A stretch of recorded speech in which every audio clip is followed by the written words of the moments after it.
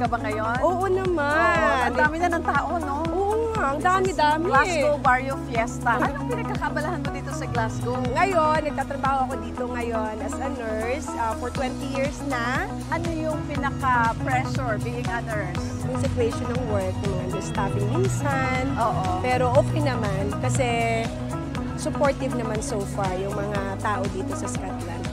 Respected, no? Ang mga Very Pilipino respected rito. ang mga nurses dito. I heard gumamit ka ng MX3 capsule for so long. Gaano na ka ba katagal na you are taking MX3 capsule? Uy, ang tagal na talaga. Kahit sa Pilipinas pa ako, gumagamit ako ng MX3. Matanong ko, bakit MX3? Kasi dito sa Glasgow, Europe, ang dami ng mga food supplements. Kasi ang MX3, nare-relax ako. Yung maganda ang feeling sa katawan. Super, believe ako sa MX3. Wow, talaga ha? Kaya loyal ako dyan. Loyal ka talaga. So, marirecommend mo ba siya with fellow nurses? Yes, of course. Maraming mga nurses gumagamit din ng MX3. MX3, dito ko bilib.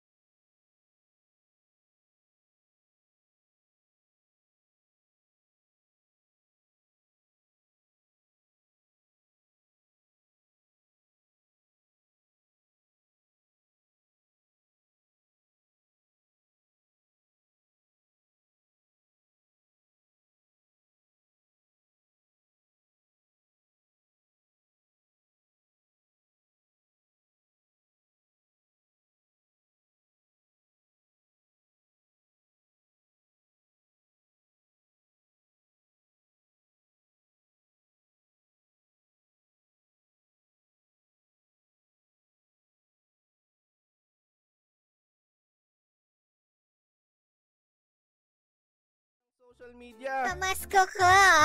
Asa na yung pamasko ko? Tapos yung HR, gumawa na ng group chat. Ay, wow! Nagsimula nung summer. Christmas party planning starts now. Uy! Legit! Sa Pinas, September pa lang, vibes na agad. Parang December 24. Simbang gabi feels, hamon at queso de bola cravings. At syempre, endless videoke hanggang madaling araw. Spread the love, good vibes, at syempre, pamasko! It's beginning to look a lot like Christmas. Merry Christmas! Kahit September pa lang!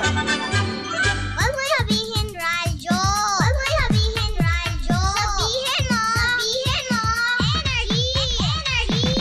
Tayo'y makinig sa drama ni Jimbo at Sheena. Pag-usapan ang problema ng pamilya. Pwedeng magjowa, pwedeng mag-asawa. Malungkot, masaya, halika dito ka. Tatamayan ka namin, sabihin mo sa amin. Kami na ang bahala, pag-usapan yan natin. Masusolusyonan namin problema mo. Kaya sabihin mo sa amin ang lahat, ano ang dapat mo. Same, pero iba. We are number 106.7 Energy FM, Pangga. Huwag ko sabing radyo. Sabihin mo! Energy! Nakapagmerienda na ba ang lahat? Ay, alam mo, may kwento ko. May kwento ko sa inyo ha, mga Pangga. Kanina, dito po, pagdating ko sa office, sa baba po kasi, akala ko po kasi kanina, meron pong handaan, pa-birthday, gano'n. Dahil pagdating ko po dito sa office, sa building po namin, sa baba, sa entrance po, meron pong mga nakahain na mga pagkain. May mga isang buong manok, merong mga ganyan. Dami, no? Daming pagkain. Tapos pagpasok ko, naghahanap ako ng ng pinggan o platido na pwedeng paglagyan ng pagkain. Sabi sa akin ng guy, hindi po yan. Parang alay, di ba may gano'n sa mga Chinese? Kasi nga parang ngayon, di ba? Kumbaga natapos na yung ghost month. Yun ang pamahini. Sabi nila, di ba, kapag daw August September na kasi ngayon tapos na ang ghost month So nag-aalis sila ng malas kasi nagsusunog sila doon. May inaano doon sa parang dinatapon na papel, di ba? Something ganyan. Yung pala pampaalis doon ng malas pala yun. Akala ko may birthday. Akala ko makakatipid na naman ako. Gusto po, Rudy. Yung pala, pampaalis ng malas. Dumating yung malas. Hindi, charot lang. Grabe naman kayo. Madynamite, so mga Pangga, ito na muna ang oras natin, 4:30 na. At sana, meron tayong makausap at malaman, di ba sabi ko kanina, dito sa programang ito kayo ang bida dahil sa ating programang Believable Stories. So, meron ba tayo? Meron ba tumawag, nag-message? Meron ba tayo? Madam Jamie, meron ba? Okay. May thumbs up na kayo si Madam Jamie. Ito, malapit na rin itong matapos, no? Pero inabot to ng June pa to si Jamie. Dapat manawagan na tayo sa bossing natin na i-absorb na to kasi pwede na to dito Sis, wala pa naman si DJ Nix ngayon. Ayan, pwede, no? Okay ba, ano yan? Chairman, pwede, no? Pwede. Okay. Sige, so meron tayo na sa linya at ito ang programa natin, mga Pangga, na tinatawag natin Believable Stories. Believable. Alamin natin yan sa kwento ng nating nasa linya. Hello po. Hello. Chairman, tulungan mo ako dito nga. Ayan, hello po. Tawagin mo si Chairman. Chairman, sa ano to, di ba? Saan ba? Okay, dito. May ano pa tayong pipindutin dyan? Ayan. Habang inaayos ni Poging Chairman, mga Pangga, meron tayong nasa linya ngayon para pakinggan ang storya ng nakakabilib. Sige, alamin natin yan. Pero bago lahat, mga Pangga, kayo po, yung mga nakikinig sa ating sa radyo at nanonood sa Facebook Live, pwede po kayong tumawag, no? At magbigay ng nakakabilib na story at pakinggan natin. Eto na, nandito na. Hello po. Hello? Hello? Yes, hello. Ayun, hello. Paano ka boses ko to? Hello, ikaw ba? Hello? Ako ba ikaw? Ako yung konsensya. Naku, patay. Wag niyo po. Ano pa pangalan po nila? Ako si Jay Javier from Marikina. Jay Javier? Ay, Marikina. Taga Marikina. O saan ka sa Marikina? Dito lang sa may Marikina Heights. Marikina Heights pala. Ano to? Concepcion 2 na yata to, no? Tama ba? Hindi. Barangay talaga siya ng Marikina Heights. Separate. Pero anong yan? Di ba may Concepcion 1, Concepcion 2? Papunta siya ng Fortune. Iba. Okay, wala pala. Hindi abot ng Concepcion 1, 2 yan, no? As in, ano na siya, Fortune parang, no? Tama? Ayan, Fortune parang. Okay. So, Jay ba? Tama? Jay? Yes. Sige, kwento mo naman kami. Ano bang believable story mo? Siguro umpisahan ko nung high school, siyempre bulakbol tayo. Nandun din yung nagka-cutting classes.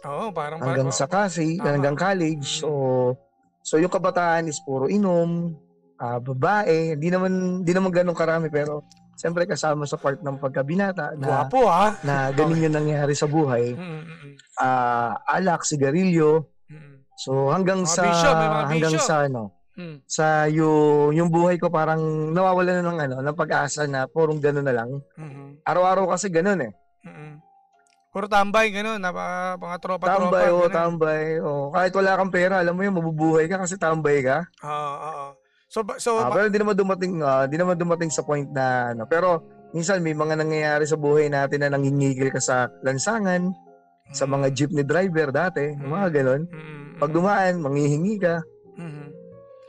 Tapos, so yun yung buhay ko nung kabataan. Di ang daming mga nagsasabi sa na tambay ka pala, mga tambay to, mga nag-aabang sa kanto, ito yung mga nang titrip, di ba, mga ganyan. Ayun, yan. Naranasan natin yan na dating ganon. So, minsan sinusuka ka na rin ng komunidad na ano ba yan naman yung mga manginginom sa mga boyper. Nakatambay. Boyper tawag dun eh. Alam mo yung ibig sabihin ng boyper? Ano ba yan? Boy perwisyo. Di ba ganun yan? Perwisyo. Di ba? Kasi pag nakikita ka sa lugar niyo. Pag nakikita ka ng mga taga-lugar ninyo, dyan na naman yung mga tambay. So, magugulo na naman yan. Pag mag-iinom, magwawala. Tapos, this oras ng gabi, nambubulabog. Di ba? Yan. Naranasan natin yan dati. Okay, tapos, sige, kwento. Siguro dumating sa point na parang lagi na lang bang ganun yung hanggang sa nakapag-apply ako ng work. First work ko is janitor. Hindi ko na ako magbabanggit pero big shop siya. Sa head office. So nagja-janitor. SM. Mga kaldero. Yung mga binubuhat natin. Tapos nililinisan. Hanggang sa nung na-endo kasi hindi naman na regular. Kasi siyempre hindi ka naman ganun na nakapagtapos. So ganun yung kahirap eh. So ngayon nung nabigyan ako ng chance sa isang bank na naging collector. So doon ako nag-start na maging collector, naging credit investigator, naging taga-approve na ng loan hanggang sa maging manager. Oh, okay. So yun na yung pinakang naging buhay ko. Ayokong bilangin pero mga 15 plus years ng ganun yung naging trabaho. Grabe. So dumating na sa point ganun. So ibig sabihin from tambay, boyper, papunta na sa naging manager pa. Naging manager actually, ka. Yan, for almost 15 years. Hanggang sa nagkaroon ako na ngayon nung after nun, nung nag-resign ako sa bank, nagkaroon ako ng sarili kong negosyo na ako na yung nagpapaloan din sa mga negosyante sa community. At the same time yun, naging consultant din ako sa Cavite as mga malalaking company na ang mga kausap natin sa ngayon. Wow. So from sa mga tropa-tropa na puro bisyo lang, maglalasing-lasing dyan, babae. Ngayon makausap mo mga big time na negosyante na. Yan. Napaka thankful naman, lalo na kay Lord na nabigyan niya ng chance, lalo na ngayon na may restaurant akong minamanage. Yun, mamaya ipopromote ko kung pwede. Pwede naman, Ayan, pwede na problema. Saka yun, nakakatulong tayo sa mga nagdinegosyo ngayon. Lalo na sa mga malapit sa atin. Ito na, sa mga nanonood sa atin at nakikinig sa radyo, Brinyos, ito, magising na kayo, yung mga tambay dyan. No? Yung mga tambay, nakakala nila wala nang pag-asa sa buhay. Diba? Perwisyo, boyper kung tawagin. So, paano dumating ka doon sa point na naghanap ka na ng maayos na trabaho? Ano unang nainisip mo?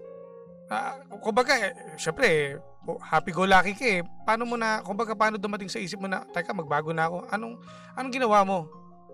Siguro number one, nagsawa ka na sa ganung buhay na nakikita mo na wala nang, parang wala nang kakahantungan. Kasi minsan, may point sa dumating sa buhay ko na pinupuntahan na ako ng barangay dati. Ano daw yun?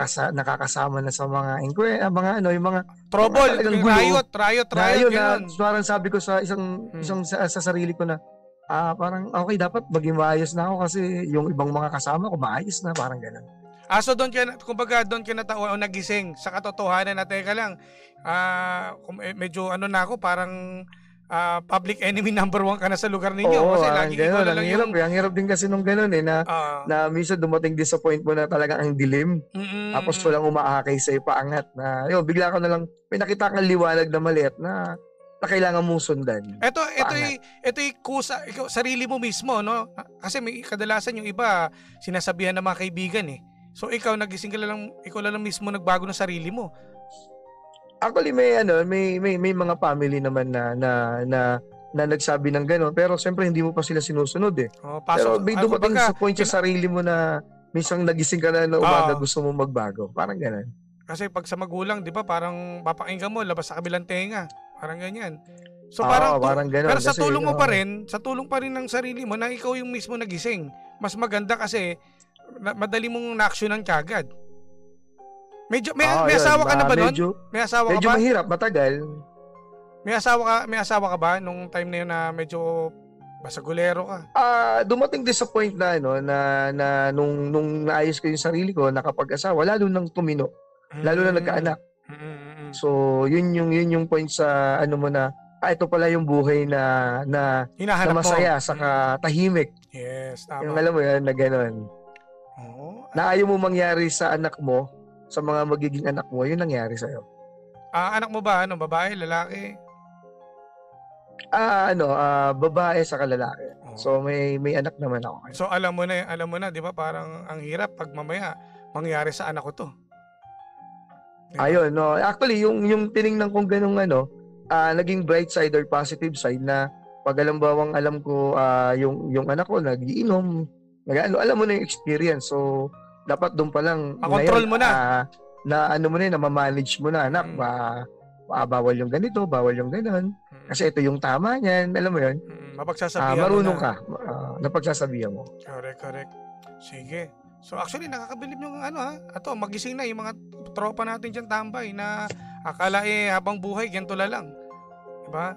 Kumilos-kilos din. At tulad nito, ang dami. Kumbaga, hindi ka naman dadating sa punto na maging manager ka at mag-manage ng isang restaurant na nagsimula ka muna sa maliit eh. Diba? Nag-start ka from janitor, no? Nagpursige ka, papunta doon sa ngayon, mag-manage ka ng isang resto. Gusto ko malaman yan. Saan ba yung resto na yan? Medyo mahirap yung pagmamanage. Pero yun, alam mo yun, napagdaanan mo naman din lahat at ramdam mo kung ano yung mga kasamahan mo ngayon.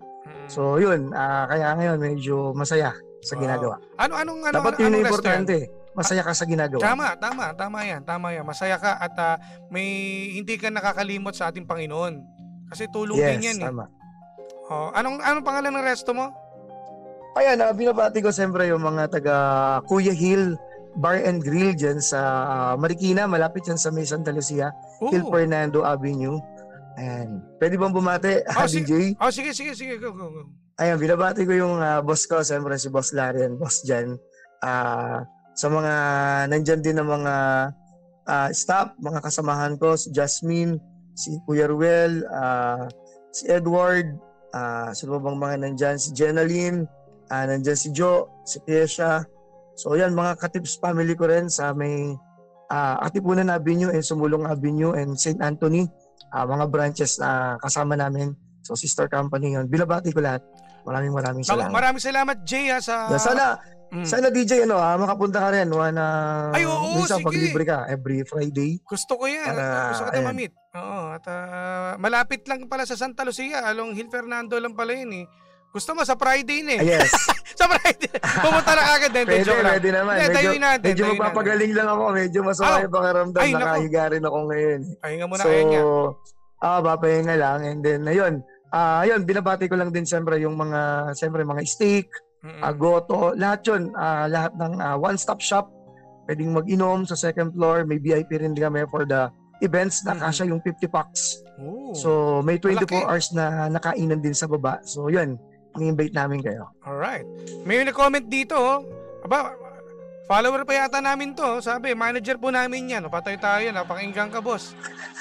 Sige. Patay tayo dyan. At pagpagaling ka, Jay, salamat sa pag-share ng iyong believable story. Kasi, alam mo naman, from tambay to manager at nagmamanage pa ng resto. Ibang klase. Diba? Gayahin nyo yan. Gising-gising din yung mga tambay dyan. Salamat, Jay, at mabuhay ka. Maraming salamat. Sana naka-inspire yung story ko at sana yun lang. Lagi tayong mag-pray at maging masaya lang sa buhay. Maraming salamat, Jay. Thank you, Energy FM. Lagi lang ako naka-standby sa inyo. Maraming salamat, DJ Jimbo. Salamat. Salamat, Jay Javier. Thank you sa pag-share ng storya. Grabe, no? Ay, palakpakan natin to. Teka, pero bago lahat, ano muna natin itong mga estudyante natin dito kung ano ang masasabi sa istorya ni Jay Javier Ha? Isa ng tambay na papuntang papuntang manager, no? Sana all, mapapasana all ka na lang, no? Alamin natin dito kay Edward, ang ating intern dito. Sige, ano masasabi mo sa story niya? Edward, lapit mo yung mic mo. So yun, DJ, grabe yung story niya, nakaka-inspire talaga. Ayun yung mga example ng hard-earned individuals. Diba? Yan talaga, no? Iba-iba eh. From 15 years na niya, natiis niya yun. Diba? Kumbaga parang basagulero, lagi natatawag ng barangay. Diba? Nang titrip pa. Oo. Akala mo lang kasi yung mga tamboy, tanungan lang eh. No? Yan lang talaga eh. Kasi 24 oras yung mga yan eh. Okay. So, saan ka mo na school pala, Edward? Okay, from ICCT po. Yan. Your intern, Jack, Edward. Uy, yun, no? Malapit ka lang doon, Santa Lucia. Di ba, ICCT, malapit yung sinabi niya, di ba, Hill Fernando? Malapit lang yun doon, puntahan nyo. Opo. Sabi, hanapin mo, Sir J. Javier po, baka libre ka naman. Sige. Next, naman. Next. Ano masasabi mo storya ni J. Javier? So, first, hi Pangga. Ako po si student Jack Luis from ICCT Colleges. Yan, no? Ano masasabi mo sa story ni Jay? Actually, DJ, yung story niya very very positive and inspiring kasi pag narinig natin anong trabaho mo, ano ka ang ginagawa mo sa buhay, pag sinabi mo tambay, minsan tatawa pa yung ibang tao Sabihin basagulero ka, pasaway ka. Pero pag narinig mo yung story niya, magbabago yung tingin mo sa mga tambay, lahat pala ng tao may pag-asa, may pangarap, di ba? Tama. So, yun, very inspiring DJ. Okay, thank you Luis. At ito naman. Next. Hello mga Pangga. Ay, sige. Baba mo yung mic, yan. Tapos ito na po, 6-footer to. Charot lang, sige. Pangkat talaga ako. I'm student Jack Sara. I'm from ICCT Colleges. So, ayun, yung sa akin naman nakaka-believe siya kasi, alam nyo, hindi siya tumigil. From tambay, may pag-asa pa ako. Gumawa siya ng way para umabot siya sa gano'n na naging manager siya. Ngayon, nag-manage na siya ng restaurant, di ba? Tapos, syempre, katulad namin sa mga student, nabigyan pa kami ng pag-asa. Yan, tulad niya. Nangangarap tayo, so, meron pa akong pag-asa, kaya ko pa to. Magmamanage na rin ako soon. Yan. Ano pa kayo? Graduating ka na ba? Imagine niyo ito sa lahat ng mga nakikinig, lalo na yung mga estudyante sa mga graduating. Kasi karamihan dyan, kapag nag-graduate na, papahinga mo na isang taon. Tatambay-tambay muna. So, wag! Time is gold. Kailangan huwag nyo sayangin yung oras. Very good. Thank you, Sarah. Thank you po. Okay, next. Thank you, DJ Jimbo. Hello mga kapangga. I'm your student, Jack Oliver. Para professor ka ngayon. Ano masasabi mo sa story ni J. Javier? So after ko po marinig, I realized that don't let your situation right now stop you from dreaming. Ayun yung na-realize ko. All I can say is, don't do that. Tama di ba? Kumbaga, don't stop dreaming kasi lahat tayo may mga pag-asa, may mga pangarap pa rin tayo At yung tambay kasi, tumatanda ka na di ba? Yes. May iba dito matatanda na, tambay pa rin Tapos wala pa rin. Tapos magtatanong, bakit tatanungin mo, di ba? May pamilya ka, wala pa. Sino ba papatro sa iyo? Di ba? Matanda ka na, wala ka pang kumbaga tambay ka pa rin. Anong makikita ng future sa iyo, di ba? Dapat may mag-isip tayo, may pag-asa tayo ha. Thank you, Doc Oliver. Ayan, mga bangga. Grabe, isang araw na naman na nakakabilib na istorya ni J. Javier. Believable. Dito lang yan. Sabi ko nga sa iyo, siya naman ang dumida ngayon from tambay to manager. Grabe naman. Palakpakan natin guys, palakpakan natin. Kakaiba to, kakaiba. At may pa-shoutout muna tayo. Pa-shoutout daw sa lahat ng Reborcada family. Especially kay Miller, Gio, Seth, at Jazz. Ayan, ang mga nakatutok sa atin. At kay Kuya Hill. Maraming thank you. Ay, magbabalik pa tayo mga pangga. Hindi pa tapos ang ating programa. Kaya ikaw, huwag ka nang magdalawang isip dyan. I-message mo na ako sa aking official Facebook page, DJ Jimbo. Baka yung storya mo naman bumida. Sa susunod na araw. Kaya i-message mo kami sa Facebook, Energy FM 1067 at sa aking pong Facebook page, DJ Jimbo. Grabe, nakakabilib. May pag-asa pa tayo. Diba? Hindi lang para yumaman tayo gumawa ng illegal. Pwede naman pala ng diba? ng legal eh. Oh, tingin mo? Biri mo mong tambay, pwede kang gawa-gawa ka ng mga kalokohan. Ay, naku, maayos ka, kuya. Anyways, dito pa rin tayo sa programang Same, pero we are number 1, 06.7 Energy FM. Pangga, wag mo sabihing radyo, sabihin mo! Jimshi!